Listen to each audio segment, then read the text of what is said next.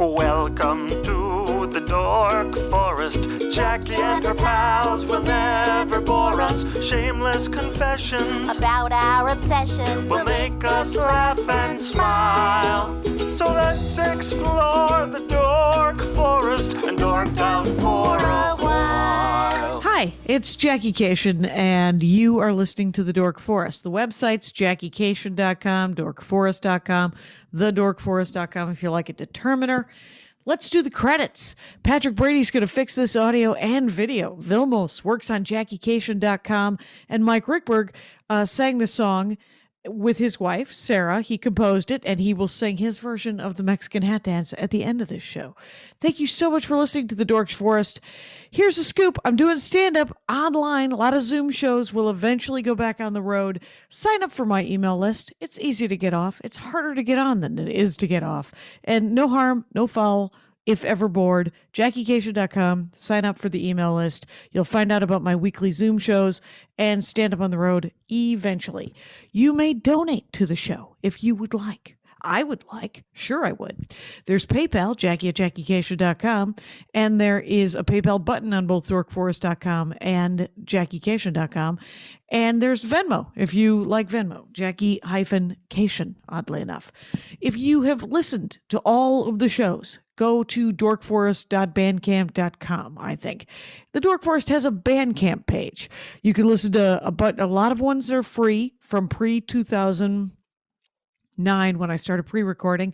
And then there's live episodes that cost me a couple of bucks, so I charge you a couple of bucks. There's also some stand-up. There's a story album that's very exciting there. And other than that, I have a lot of merch in my garage. Feel free to order if you know anybody who doesn't have any CDs or the DVD. And you can follow me everywhere at Jackie Kwiecien. Let's get into the show. Hey, it's Jackie Kwiecien. I'm in my living room, and we're going to do a Dork Forest, you guys. I did this guy's podcast. I did his show, and now he's coming on to Dork Out. He's going to do the Dork Forest, and he's the show that I did of his. It's called The What's Update, and that's where the Twitter and Instagram thing is. It's at The What's Update. Those are all words that we can all spell. You can figure it out, people. I believe in all of you. And Xander, please welcome to the show, Xander Kwiecien. Hello, everybody. You feel welcome? Be here. It's happening. Yeah. Considering I've already interviewed you, this is kind of a switch around. Right. Let me lower the stakes. There's absolutely nothing to. It's just going to be a mellow kind of gathering of. And you're talking, and you're going to dork out about something which I want to hear about, which is always that's fun. Why I got my nerd glasses on. You got your nerd glasses going. I got mine. Yeah. 2000 PS2 games. Yeah, basically, my childhood in video games was based around like three specific franchises, which were Ratchet and Clank, Jak and Daxter, and Sly Cooper. Okay, and those are I know the first two. I've never even heard of Sly Cooper, but they're all kind of platformy, aren't they? Or yeah. Okay, yeah, it's some of the classic platformers. Can you tell me what Sly Cooper was first? Yeah, Sly Cooper was a stealth platformer type game that came out, I think it was 2003? Yeah? No, 2002. And basically, you play as a thief, a raccoon. And you are a rogue. Oh, you're a raccoon. Oh, that's adorable. Okay. Yeah. It's like the animal mascot. Yeah. And so, like in the first game, your goal is to steal back a book called The Thievius Raccoonus, which contains all the information of the family line of the Cooper clan. Basically, their entire family of thieves. Okay, and all the sort of the tricks of generations of Coopers, of raccoon Coopers. And Sly Cooper was initially supposed to inherit the book, but his father was killed by 5 intruders called the Fiendish Five. The Fiendish Five came and took the book? Yep, and killed his father. So now, with the help of his friends Bentley and Murray, he goes out to retrieve the Thievius Raccoonus. Now, are his friends also raccoons, or is it a variety of animals? No, Bentley is a turtle, and Murray is a hippo. Okay. You know what? You got to mix up your skill set. Yeah. The skills that a turtle have different than the skills of a raccoon.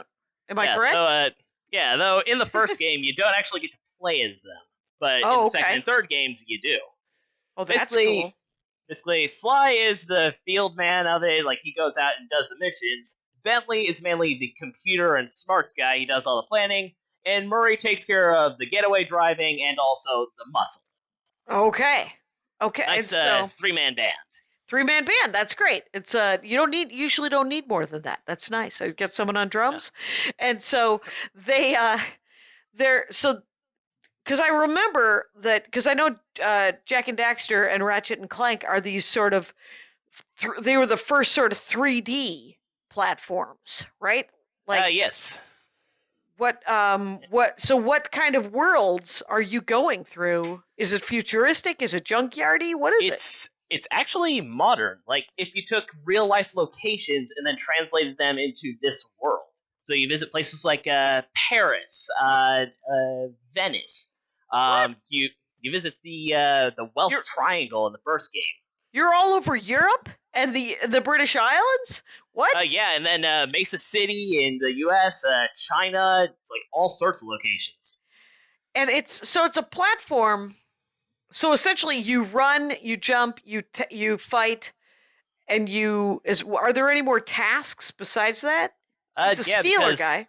Yeah, because it's mostly a stealth game. Like the first game, it really seemed like it was trying to work off of classic collectathon platformers, whereas like you go through the level, you get the things, you find a secret in each level, and then you move on.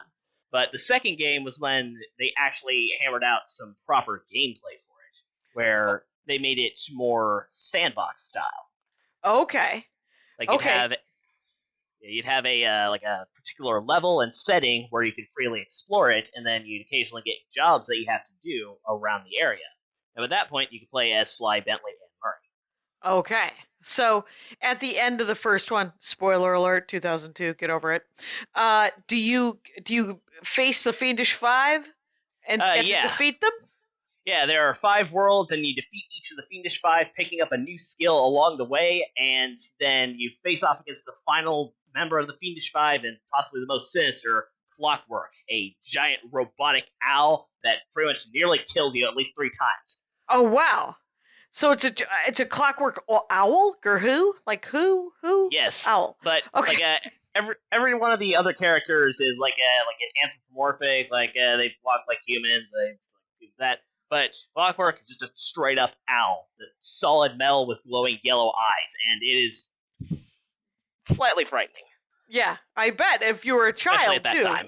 Yeah, like if you're little and you're playing that thing, you're like, this is a super creepy looking owl. Did the owl have laser eyes? Not laser eyes, but he did fire lasers at you. Okay, because I would have said laser eyes, leaving money on the table, not using the eyeballs as lasers. But so 5 different worlds. Did the worlds have different? How are the graphics? I mean, it was really good. Like, one of the main design philosophies behind the Sly Cooper games was making it more like a comic book.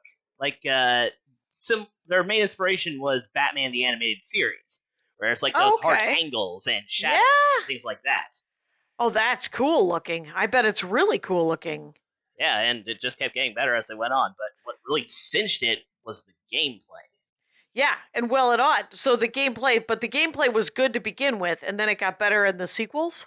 Yeah, they just kept refining it. Basically, like, as a stealthy character, you had to be able to pull off all sorts of stealthy moves and stuff, like walking on tight ropes or jumping on small points or anything like that. Oh, it was acrobatic? Yes. Okay. Go ahead. And sorry. Yeah. And so what they did for all of the games was they tied all of these moves to a simple action of jumping and pressing the circle button, which, if you are near a point where you can do something, and it's usually shown with blue sparkles around where it's supposed to be, you're able to jump, hit the circle button, and it will do the move for you. Oh, okay. And it also even made sure to let you know that you're able to successfully pull off the move, because if you jump or do a double jump and then you hit the circle button, Sly will kind of do a pirouette in midair and then land where he needs to land. Okay. So you got immediate confirmation of you pulled this off. Yes. And could you fail? How did you die? You died in the first game was really different from the second and third games. Okay. The first game worked on a one-hit kill system, and you could pick up lucky horseshoes that if you got one of them, you could take an extra hit, and if you got two of them, you could take two extra hits. Okay. And then if you took another hit after that, you're dead. Okay, so it was one and done unless you had horseshoes on you in the first game. Yeah. And you just go to these different worlds. Were they different terrains? Yes, and then in the first game you would go to different levels within the world, and then it'd be kind of like a hallway system, like Just a dungeon? Yeah, kind of. Yeah. Okay. So that's the first one. Yes. And then the second one, more story. Is that because yes. Did they come back? Did the Fiendish come back on the second one? All the Fiendish 5 were defeated, except when you defeat Clockwork, he is laying across the final area in pieces, and then you discover that somebody has picked up all the Clockwork parts, and it's being held.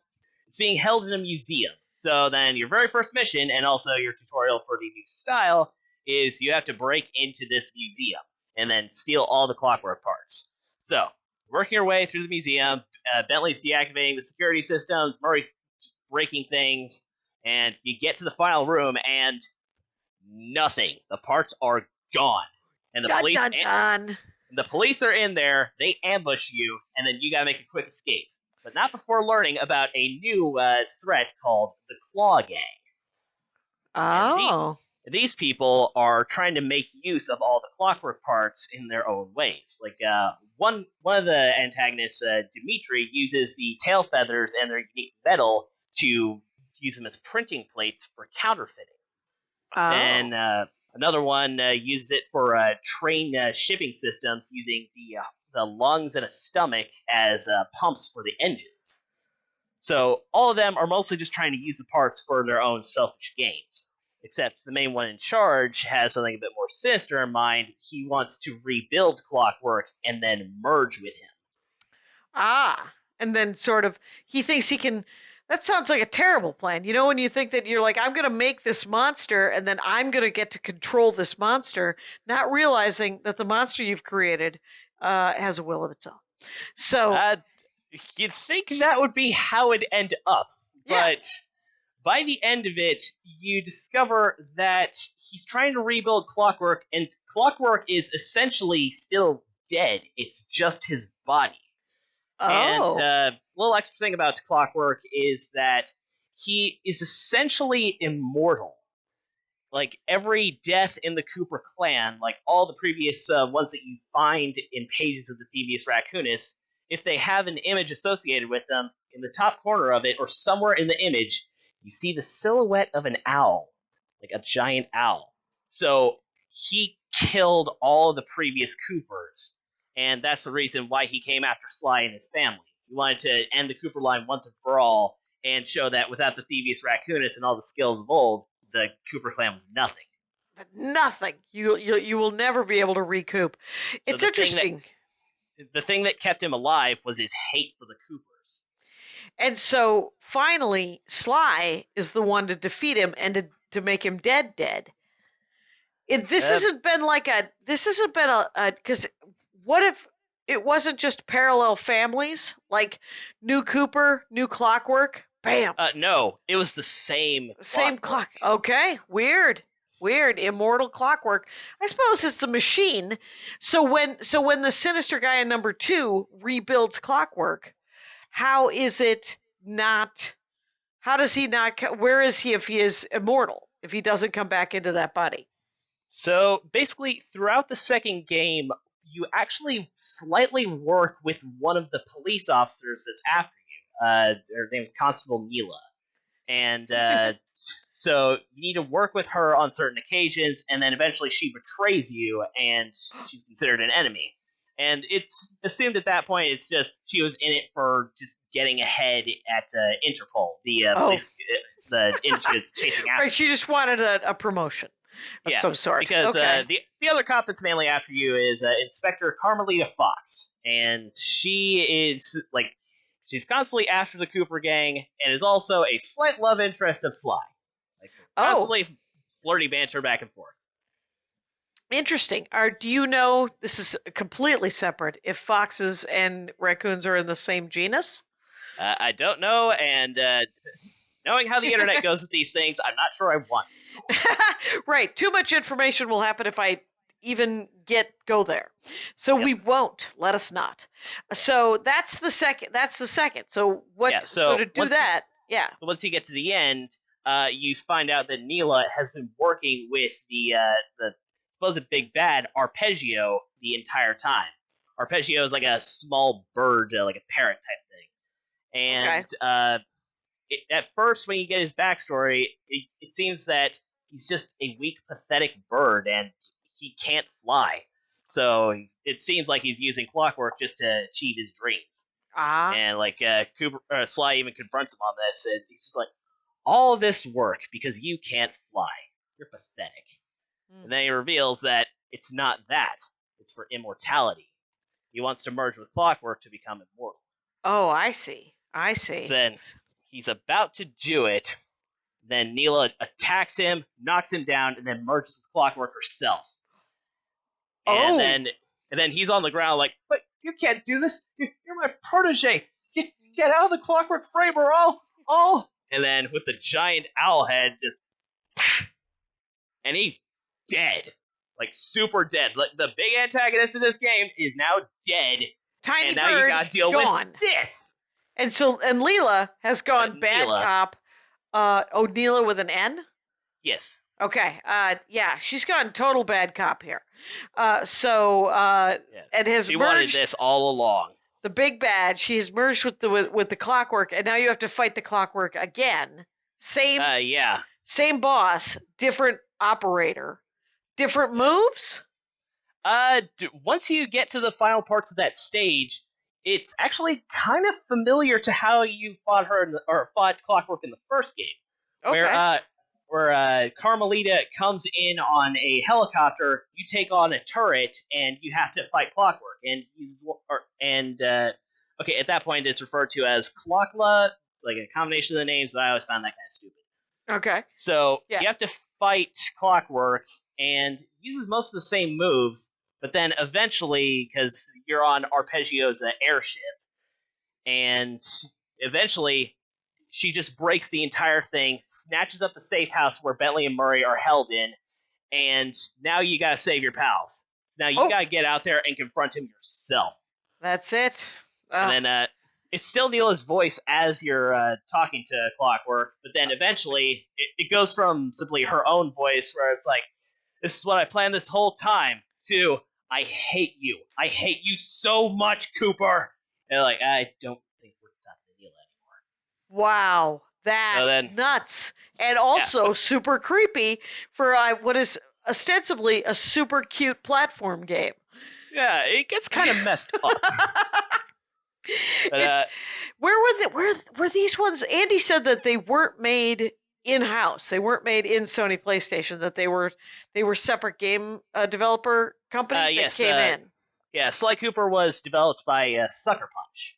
Sucker Punch. Okay. They went on to make the Infamous series, and now they're making now they've made Ghost of Tsushima.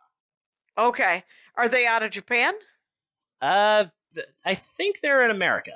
Okay, because what I have found is that the Japanese games themselves will go super dark and weird.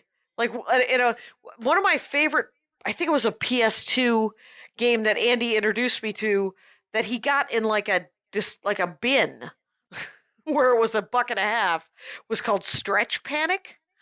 And it was a PS2 game where it was about a little girl whose twin sister is stolen by demon ladies, and so she has to go into the demon world and fight these demon ladies, and it's all rainy, and so she's in this main room, she goes into the fight the demon ladies. The demon ladies are on these spinning platforms, and they are, all you see are their eyes and their boobs, and they have ponytails, and the only way to kill them is to affect their damage is to run around and pull their ponytails.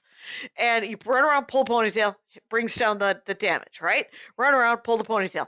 If you knock them off the platform, their boobs flatten out, turn into helicopter, and they fly back up and come back on the platform.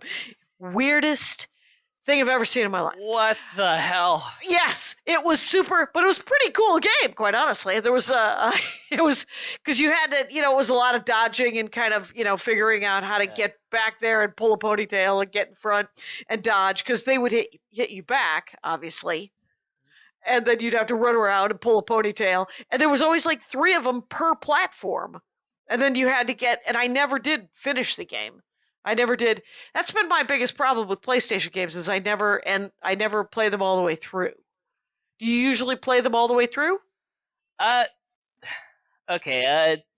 With a lot of the PlayStation 2 games I had as a kid, or even to the PlayStation 3 games that I later got, I couldn't finish them while I was younger, but closer to nowadays, I go back and I'm able to finish a lot of them, no problem. That makes sense. I mean, I know that my my nieces and nephews were always finishing every game, and I was like, that's because you don't have jobs. It's like you could sit for 4 hours, 6 hours after school, as long as you get your homework done. My brothers would be like, yeah, go ahead, play. And you're like, all right. And so is it different worlds for the second one of this Sly Cooper? Yeah, you go to different locations and you complete jobs around the location. So you go like Paris to India to Prague. Like, you go all over the place. Like ending up on this airship thing that you have to stop. Oh, like a dirigible, kind of like a steampunky. Yeah, but like a city size. Well, not like a city size, like a county size. More of a large town, but it doesn't matter because when they would go to these different cities, were there like recognizable landmarks?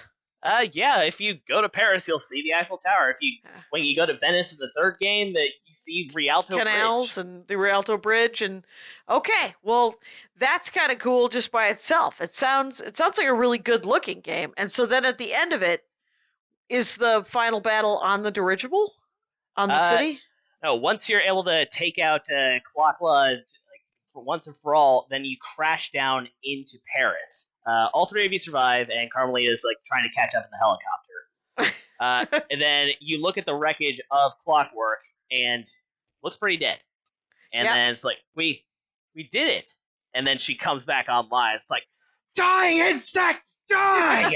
Ooh, insect talk. Okay, all right. Okay, we need to finish this off once and for all. And then Bentley is able to figure out the source of the immortality. It's kind of like a hate ship black magic device thing. Okay. So then Murray has to go over to Clockwork's now destructed head, pry it open.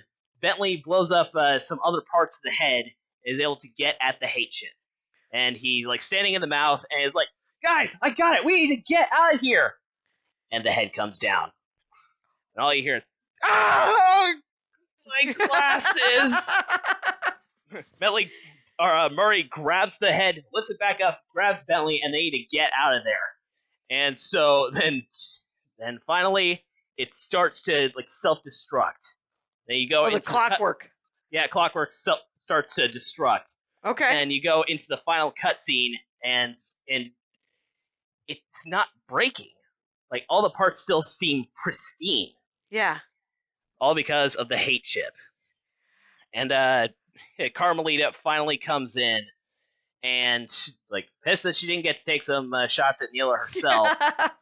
Takes it out on the hate chip, drops it, stomps the hate chip, and all the parts begin to age all at once and decay. Oh. See, go ahead. Yeah, and then Sly comments on the irony of the fact that Carmelita, a police officer, destroyed the curse upon an entire thieving plan. Oh, that is ironic. This story gets crazy deep. Yeah. I thought, for some reason, when the head fell on Bentley, I thought the hate chip would have been implanted into Bentley, and then Sly Cooper 3 was he had to get it out of Bentley. But that is me just writing stuff. That would have been interesting, but that was not Sly Cooper 3. What was Sly Cooper 3? So Sly Cooper 3, after the death of Clockwork, you learn a few things. One, Bentley is now paralyzed from the from the thing landing on him. So his legs are now unusable. Okay. And Murray, out of grief for not being able to save Bentley, quits the team. So he leaves.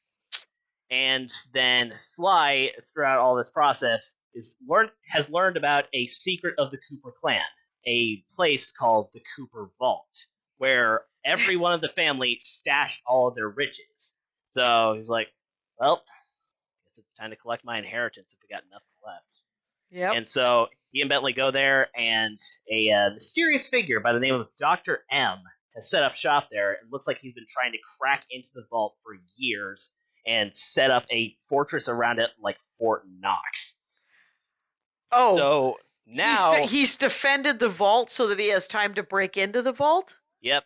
Okay. And so then now the goal of this game isn't to go out and defeat people or go and collect things. Now you have to find people that can assist you in getting into the vault. Oh. So how do you do that? Yeah. Well, first things first, you gotta get Murray back. So in the first, I'd seen a commentary on the series where for the first episode of Sly 3, it really feels like a couple of things are missing. A team member, the team van, because it had floated away on a block of ice as the airship took off in Sly 2. So it's like a team member, a team van, Bentley's legs. So you're missing a few things. Bentley's legs. Okay. So They have to go find all of those? No, not Bentley's the legs. Not the legs. What just happened? First things first, you gotta find Murray. And this is where you end up in Venice, because you heard that, or you get information that Murray is now training in Aboriginal sacred arts and has been sent on a walkabout, ending up in Venice. So now you gotta find him and to get him back on the team. He's taken Aboriginal artifacts from Australia and ended up in Venice with them? No, he took lessons in Aboriginal culture from a guru that appears in the second level, which you can recruit. Ah, okay. Fair enough. But he's in Venice. Yes, he's in Venice, and the situation is a mob boss is polluting the canals of Venice with tar, and Murray is not able to leave until, quote, the black water runs pure. So you gotta clear up that problem. Then eventually you're able to do that, and Murray's back on the team. But then the team is intrigued by this guru that Murray keeps mentioning, and Murray feels bad about breaking off his training. So you go to the Australian outback and meet the guy.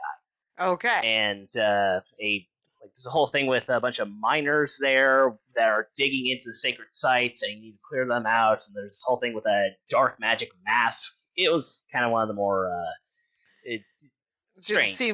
Sure. The whole thing sounds very strange, but that's interesting. Yeah. I've been to Australia and I met those miners, and I'm sure that the largest hole in the world is in the western coast. It's it's adjacent to a town called Kalgoorlie, Kalgoorlie, in Australia, and it is it's a gold super pit, and it's a gold mine. But all they do is just remove. They're just digging to the center of the earth, and they pull gold, so much gold out of it every day that it's ridiculous. But I'm sure it was sacred to someone. But now it's just a mile crevice into the planet. So that's kind of wild. And then so they go talk to the guru, and they resolve his problems. Yes. Does he then join the team? He joins the team. Yes. And the Cooper gang is never the same again. So then you go on to recruit more people to the team. Like you travel to Holland to compete in a biplane tournament where you get a mechanic, or you recruit a mechanic named Penelope, who Bentley kind of gets to have a thing for. Okay. And then after that, you travel to China because you need a demolitions expert. And Bentley, usually the resident demolitions expert, doesn't think his explosives are going to cut it. So the only other option is to go to the source of fireworks, China. Is to go to one of the Fiendish Five. Oh no! Oh, they go back to one of the Fiendish Five? Yeah, the level that takes place in China in the first game, the antagonist is the Panda King. Yeah. And he basically, his whole thing in that game was not only did he kill Sly's father and take the devious raccoonus, but also he extorted local Chinese cities, and if they didn't pay up, then he would launch fireworks onto the mountains near their town and destroy them in an avalanche. Wow. So this guy was bad. Yeah, that's a bad guy. But Sly, but we need him on the team. Yeah, that's what I hear. Sly is rightfully pissed about this option, but goes along with it anyway because Bentley is insistent. Right. So you go there, and it's one of the more interesting levels in the game because you find the Panda King, you get up to him, but he's in sort of a trance, like a deep meditative state.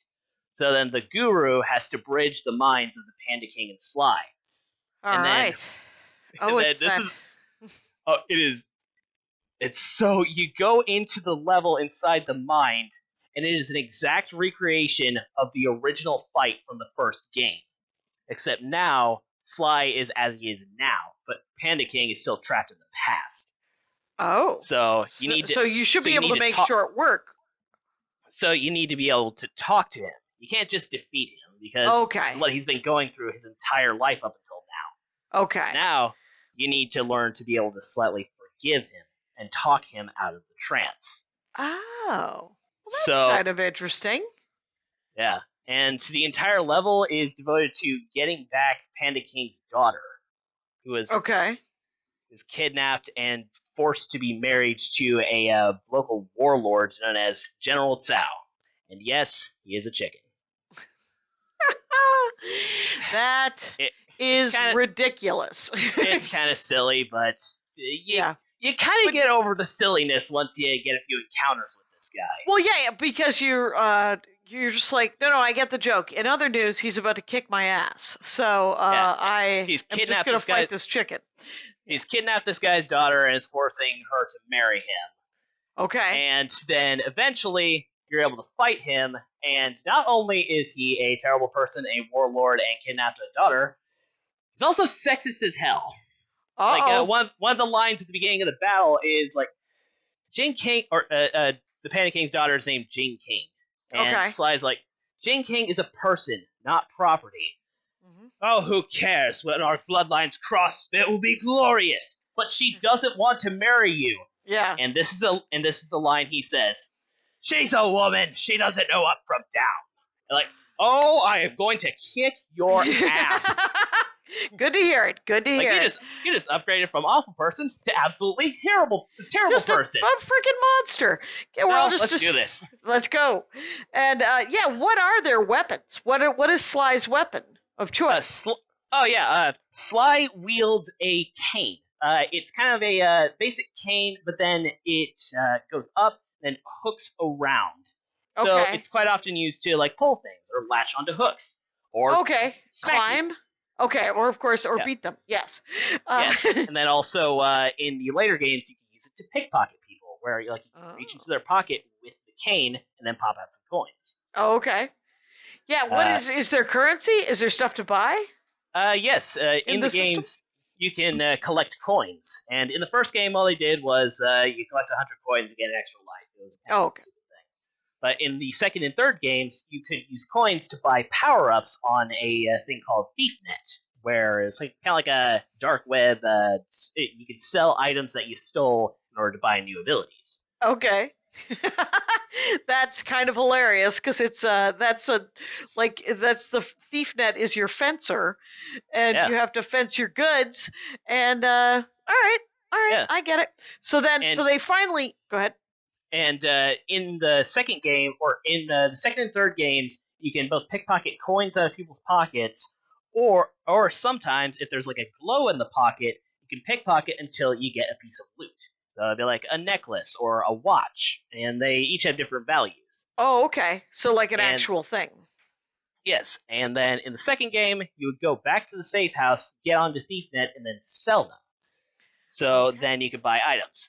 Now, what I didn't like about the third game is that they kind of cut out the middleman there, where as soon as you stole the item, then you would get the coins.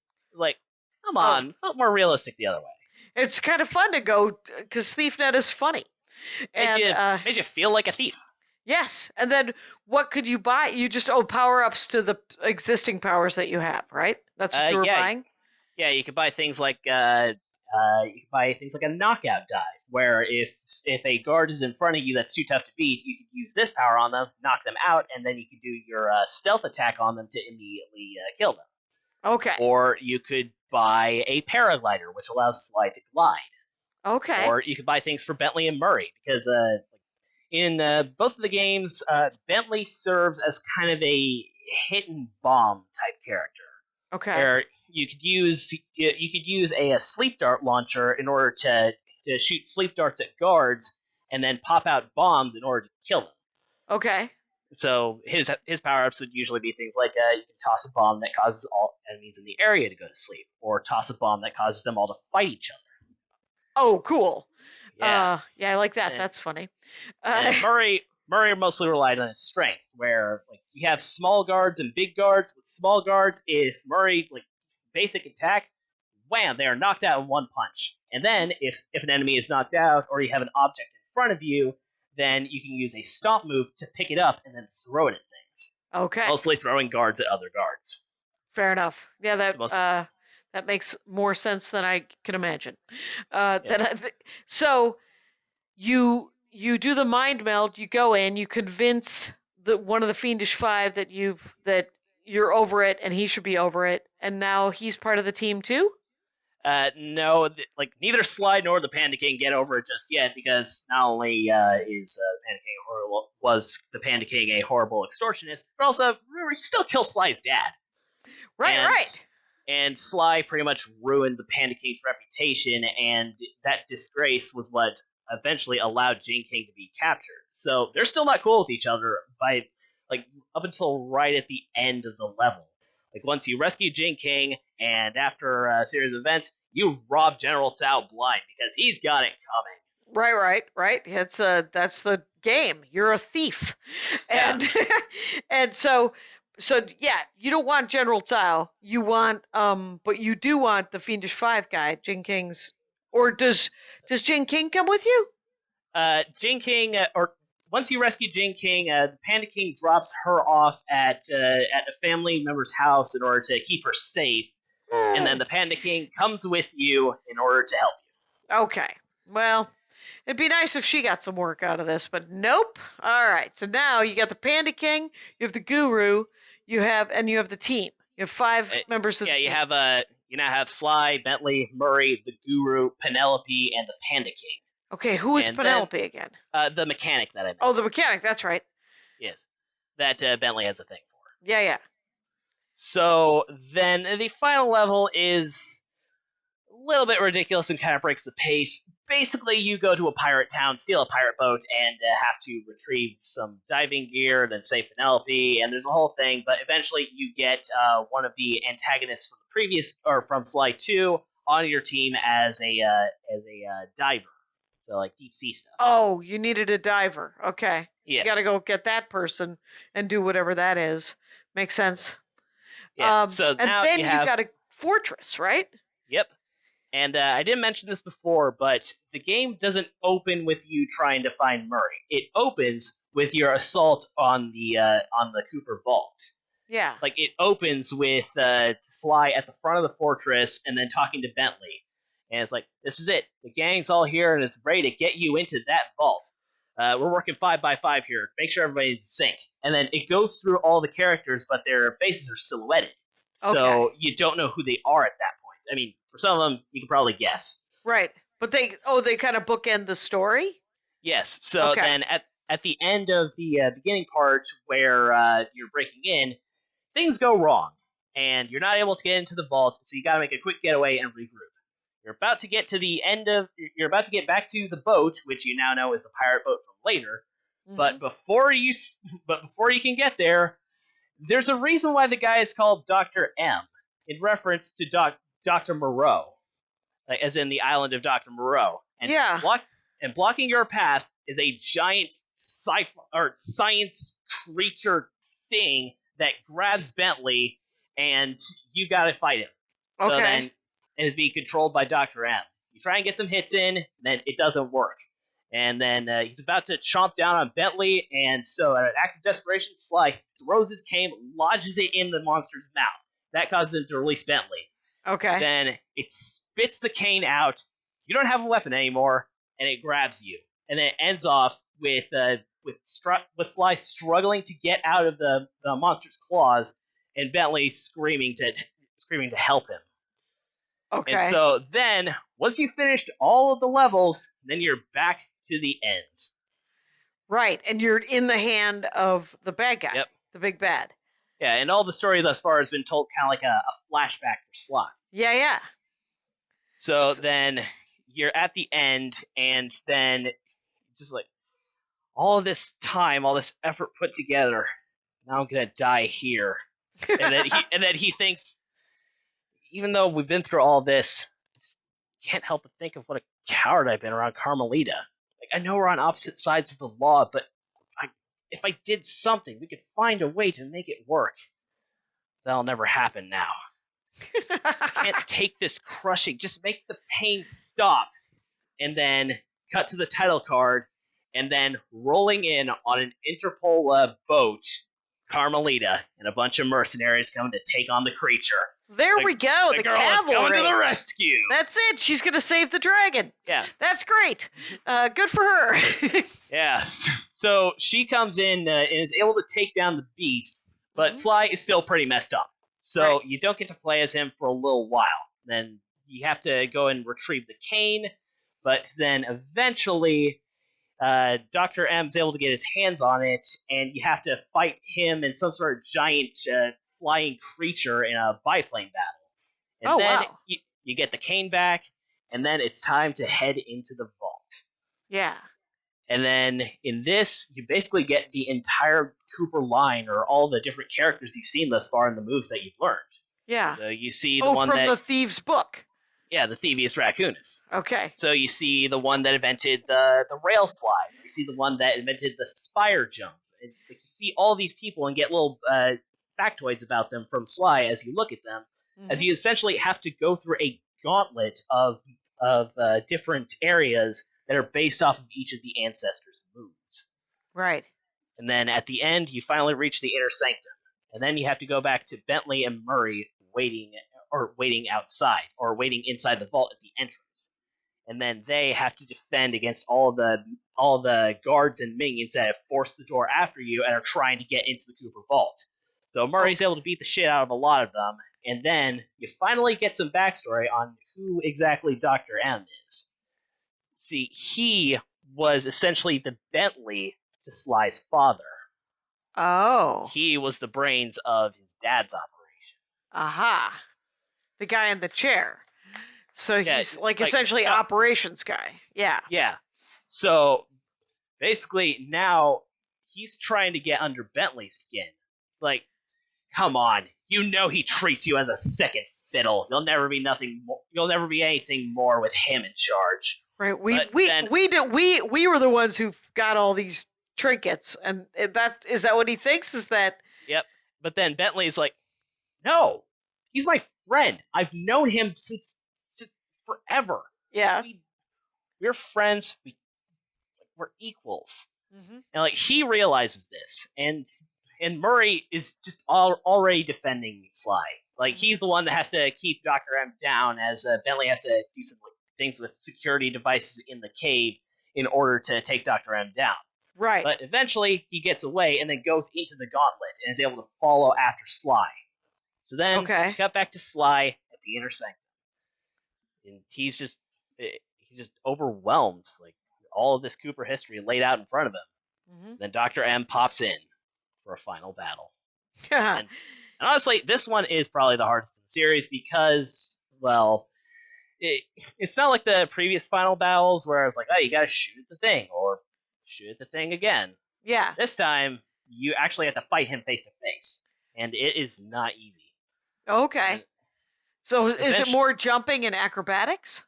A little bit of jumping, acrobatics, lots of combat, a lot of the moves you've learned thus far, a lot of the extra power-ups you have, it all comes here. Okay. So, once you're able to defeat him, Dr. M's just like, can't believe you bunch of selfish, dirty, conniving thieves! All of you thieves! And then Sly just lays some truth down. Just like, I'm not my father. Mhm. And I'm not this guy or this one who came before, any of the people who came before me. I'm just me. Mhm. I don't know what happened between you and my father, but it's not the same with me and Bentley. Right. And then, just as Dr. M's about to get up for a second bout, then Carmelita pops in through one of the doors. And then, obviously, flirty banter, where it's like, nice to see you, gorgeous. You too. Ah, shucks. And then Dr. M's just like, aw, a love interest. Might not be able to defeat you, but at least I can hurt you through her. Fires off a shot at her, and Sly's like, not her! Runs in, takes the hit, and is freaking launched. So then the final little bit of health on Dr. M's health bar, you use Carmelita just... It's a shock. It's not an actual gun, it's a shock pistol, so right. you take So it down. Carmelita takes him down? Yes. And then yeah. it goes up to get Sly. And then Sly is just like, what happened? What is this place? Sly, are you okay? No, who are you? I'm Inspector Carmelita Fox. And who am I? No! Amnesia! Yes. So then she's able to get him out of there, and then you get the final ending where Sly doesn't show up for a long time. Like, everything that's left on the island, like, the vault seems to be closed off forever as all of the island collapses. But then eventually, Bentley and Murray find something off to the side, where it's Sly's cane, his pouch, and one last cave entrance with the gold behind it. Dun dun dun. Yeah, so he left his cane behind. Right. They're like, hey, wait a minute, he got amnesia.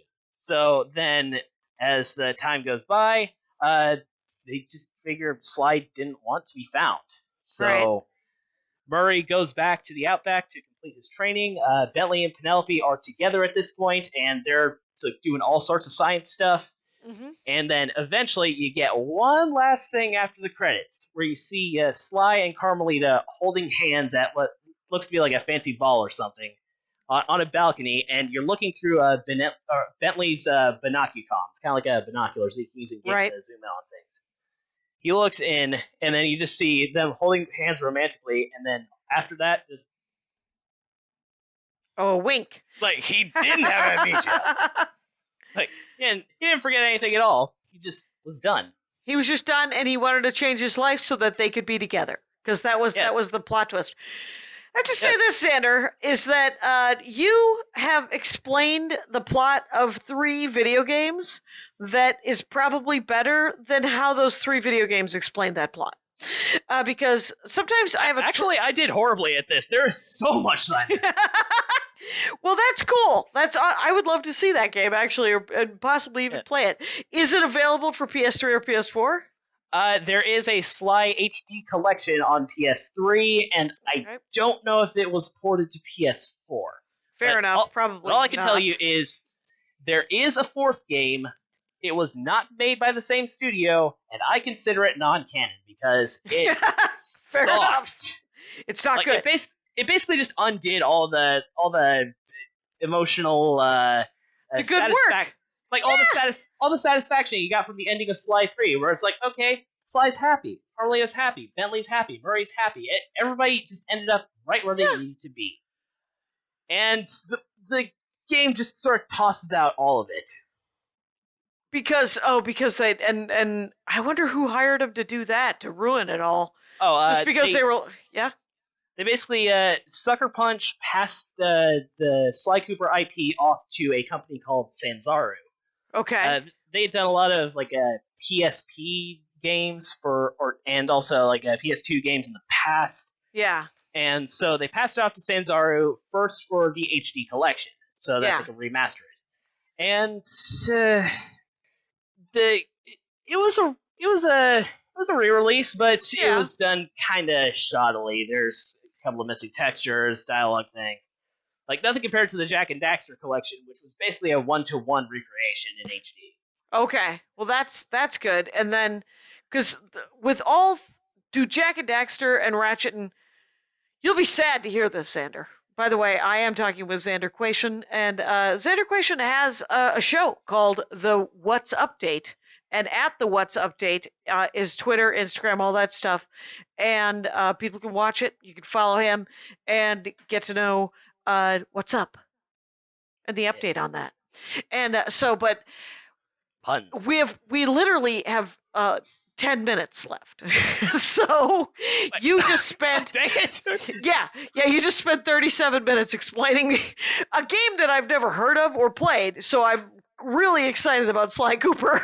So but what the thing is do Jak and Daxter and Ratchet and Clank, which are also these 3D platform games, have that kind of emotional engagement as well? Oh yeah. Basically, the first 3 games of each of these series is golden. Like they tell amazing stories and have a consistent theme. Like with Sly Cooper, the whole thing is about legacy. Like the and Cooper family and with friendship. with Ratchet and Clank, most of the early games were criticizing consumerism, where like everybody in the galaxies that you travel through are only out for money. Okay. Like the world could be ending around them, and they could have some life-saving gadget that you really need in order to progress, but they gotta get paid first. So right, and Jak and Daxter? Jak and Daxter, I'd say it's mostly about adaptation. Because once you go from the first to the second game in that series, it's a radical change. So I think it's somewhat about adaptation. Oh, like sort of growing and learning and becoming different people, or? Yeah, because that game basically just went from open world collectathon to my first Grand Theft Auto. Okay. It was a radical change, and it'd probably take an entire another episode. So if you want to have you back, then I'll explain that one. It'll be a sec, but this is great. I just recorded an episode with a guy who his dorkdom was the Revolutionary War, and the first episode I did with him was 2 years ago, and we just got to Lexington and Concord. So I just recorded one with him yesterday, and we have not yet gotten to the Declaration of Independence. So I was like, dude, are you kidding me? He's like, okay, let's say we're at the Declaration of Independence then, but we haven't gotten to the Battle of New York or anything. So be it. But we will definitely have you back because that's ridiculous. It's because are there any new sort of 3D platforms? Is there anything you're playing now that are comparable that you're enjoying to some extent that are kind of like that? Well, most of the 3D platformers that I play these days is either the HD collections because I'm feeling nostalgic, or like some of the later games that the company's made, like Ratchet and Clank, or Insomniac Games kept going with the Ratchet and Clank series, and there's kind of a lot of diminishing returns on that one. But Naughty Dog, who made Jak and Daxter, eventually went on to instead drop that and do Uncharted, and then eventually Last of Us. And Sucker Punch moved on to the Infamous series. So and then eventually Ghost of Tsushima.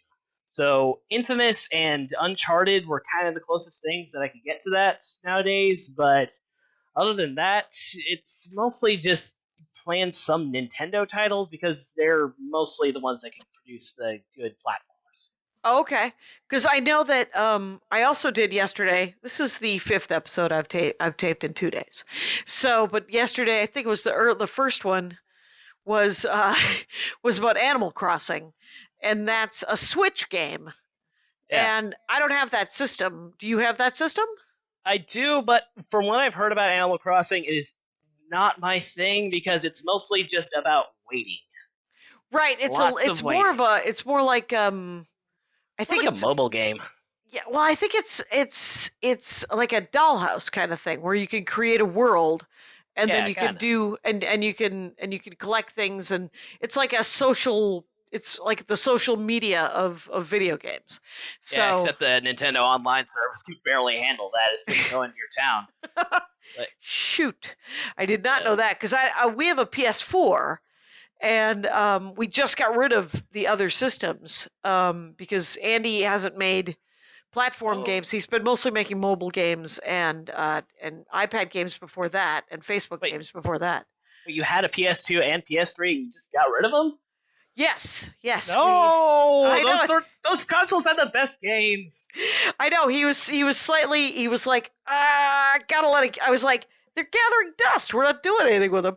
So I got him a PS4, and he's like, okay. And we got rid of an Xbox and a Wii, and the PS3, the PS2 he had gotten rid of. Actually, it broke. The PS2 had broke. Yeah, I eventually went through about. Or, at this point, I only have my third PS2. I have the PS2 Slims, but the first two just broke. Oh yeah, But yeah. luckily, Sometimes we were a little bit more flush with cash at the point where we could get those. But nowadays, if that broke, there'd be no way I could get another one back. Right. See if you can find an incredibly cheap version of Stretch Panic. If you pay less than $5 for it, it's hilarious. There's absolutely no reason not to get it for $5 and look at it and see how freaking weird it is, because it is a very Japanese kind of like, what are you? Oh, you think it's funny? You're like, you're right. You're not wrong. This is weird and funny. And it was pretty weird and funny. So you might like it a lot. But yeah. And but you don't play any of the sort of MMO or over the web. I have been playing some more online games recently. Like after I kind of got burnt out on a lot of the PlayStation games as they kind of lost quality over a while. Yeah, there was a dip, wasn't there? Yeah, and so I eventually got into, this was around middle school, I got into Overwatch because I could play with my friends, and it seemed pretty stylish. Yeah. And then that community kind of got toxic real quick, and the developers were a bit had to shut it down, right? Didn't they? Did they? No, they didn't. I seriously haven't heard about Overwatch. But, okay. So since then, after that point, I was like, well, I kind of still want the same experience, but I don't know, I just want something a bit more stable or with a more thriving community. Mm-hmm. And then it turns out, yeah, Overwatch is basically just a copy of Team Fortress 2, so I went back to that, and it is perfect to this day. Like Team Fortress 2? Yeah, Valve doesn't update it anymore, aside from some cosmetics, but the community is strong, and it's just ridiculous, and I love it. Like, it's the main online first-person shooter that I play. Okay. Yeah. The only I had to play. I got hired to play Apex Legends. Oh yeah, I tried that as well. It turns out I had literally, it sounded like a 7-year-old girl going, "Where are you going?" Because I was running in the wrong direction. But I was like, I don't know how to play. And so it took a second, and then I got bad at it, but I could do the things that I was to do. I wasn't ever good at it, but and then I ended up, I did the show that I had to play the game for, and then I stopped playing it. But I did, because the company had sent me a gaming laptop, and I was like, can I keep this? And they said, no, you can't. Can we send that back to us? It's a $6,000 setup. And I was like, all right. And so I sent it back, but I don't know if all the comics sent it back. There were 2 other comedians, and I think there was some talk of them keeping it. And I was like, well, how do you keep it? And they go, well, you just don't respond. And I was like, that's very Sly Cooper of you. That's stealing, you big creep. The secret ingredient is crime. Exactly. Well, thank you so much for doing the show, Xander. This was super fun.